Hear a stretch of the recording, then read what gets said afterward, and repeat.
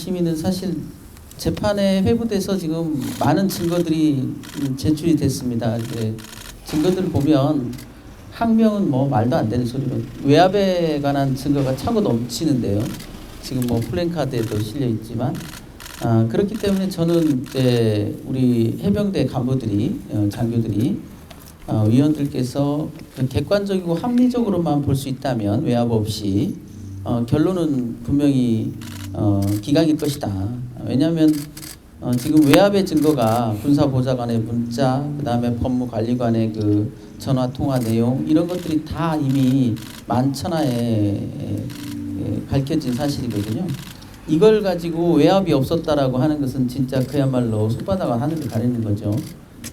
그래서 오늘 그 해병대 심사위원들께서 용기 있게 진실을 보고 정확한 판단을 해주실 거라고 믿고 있습니다. 오늘 이제 그 변론의 주 취지는 군검찰이 제출한 증거를 토대로 해서 얼마나 이 외압이 심했고 또 수사가 얼마나 불공정했나, 특히나 구속영장 청구 직전에 만들어진 많은 수사 자료들이 굉장히 악의적이고 허위 사실이 많이 기재되어 있습니다.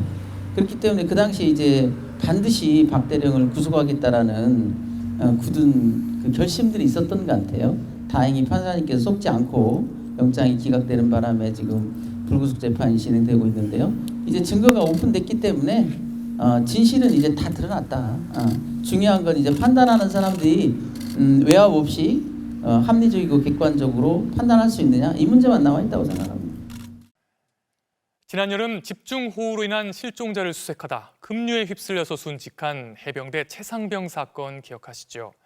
사고 당시 해당 부대를 지휘했던 임성근 전 해병대 1사단장이 강둑이 무너져 사고가 났다면서 엉뚱한 보고를 했던 정황이 드러났습니다.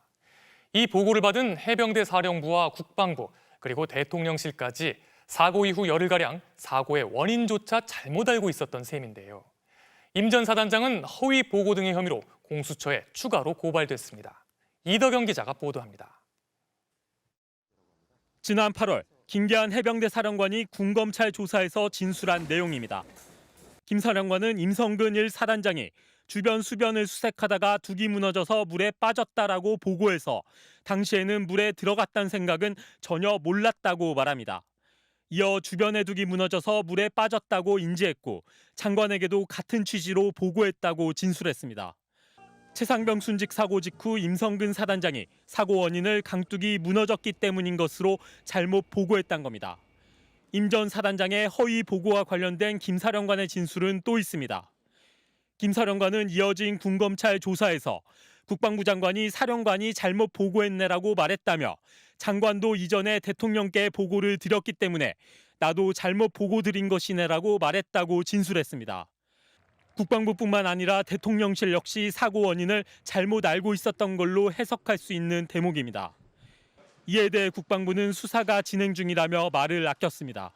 여러 수사기관 또 사법기관에서 지금 수사가 진행되거나 또 재판이 진행되고 있어서 더 이상 드릴 말씀은 없습니다. 김계한 사령관은 둑이 무너졌다고 보고를 받았다는 진술을 한 기억이 없다며 진술 내용 자체를 부인했습니다. 박정훈 전 해병대 수사단장의 변호인이었던 김경호 변호사는 김성근 전 사단장을 허위 보고 등의 혐의로 공수처에 추가 고발했습니다.